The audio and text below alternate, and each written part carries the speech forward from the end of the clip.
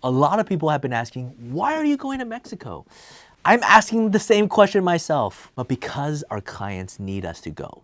And so in this video, I want to share with you why we're going, what they need, and how we solve it. Hopefully that will be helpful to you. Let's go.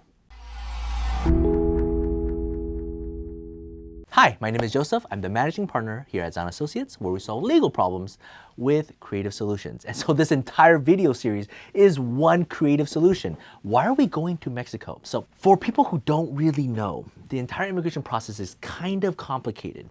First, if you want to get into the US, you need a visa that's issued by the consulate overseas. Visas are not issued in the US. You would think you might sell that in the US, but no, you have to go to the manufacturer back at the consulate to get a visa. Once you get this visa, this ticket, you are eligible to present yourself for admission at the border, whether it's at the airport or at the southern border or at the northern border. It doesn't mean you'll be let in. It just means now you have the opportunity to present yourself. If you don't have a visa, then you'll just be immediately turned away. So now you have your visa and you're eligible to present yourself at the airport or at the land border. But every single time you come into the country, they treat you terribly. You get pulled into secondary, locked up in a little black room, investigated for hours and hours and hours, and then eventually released. Or something happened and although you've never been investigated, you know you will be investigated this time, and so you are extremely worried.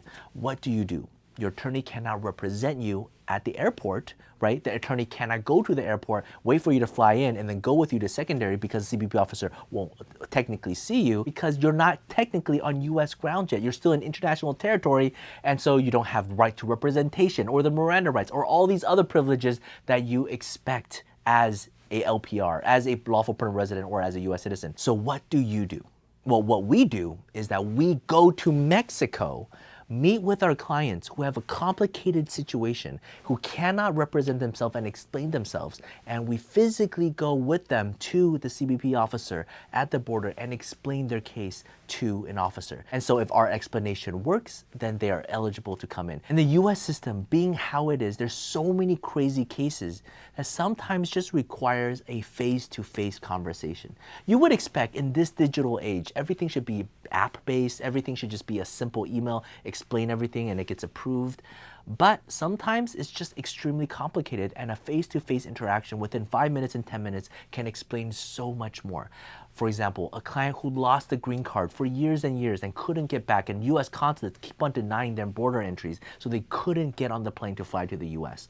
Or somebody who's been outside of the country for 9 years and been completely paralyzed from the neck down. There's no way they could have came back to the US, but did they abandon their US residency? No, they've been physically paralyzed. But how did a consular officer know if the consular officer wouldn't even see them? But maybe a US custom officer would be able to understand. Maybe you've been accused of something that is just completely outrageous, but nobody's willing to listen to you. Maybe a CBP officer at the border is willing to listen and review your case. We're not saying this is a shortcut, but we're just saying different branches of government have authority for checks and balances. If the consulate couldn't do something, as we've seen in this pandemic when most consulates around the world were shut down.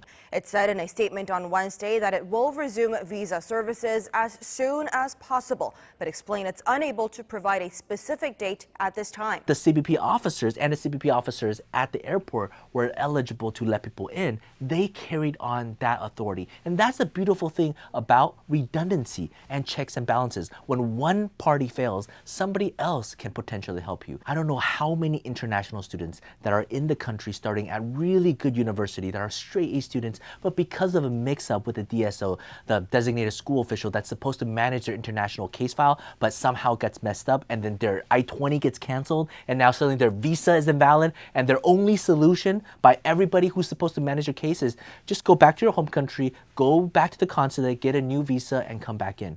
Frankly, that's just unacceptable. Some of these international students have already signed year-long leases, or sometimes they delay the school year by an entire year. But sometimes the easy solution is actually just go to Mexico or Canada for a quick trip and then be able to return. The key point in all of this is that CBP officers have a certain authority that they can help people. And that's why we go, because we are immigration practitioners. And a lot of times, even though I know the solution, it's just not good enough to tell the clients, oh yeah, you could potentially do this, just go down to Mexico and then come back. But what if they get stuck in Mexico and then they can't be let in and then they have to go back to their home country from Mexico?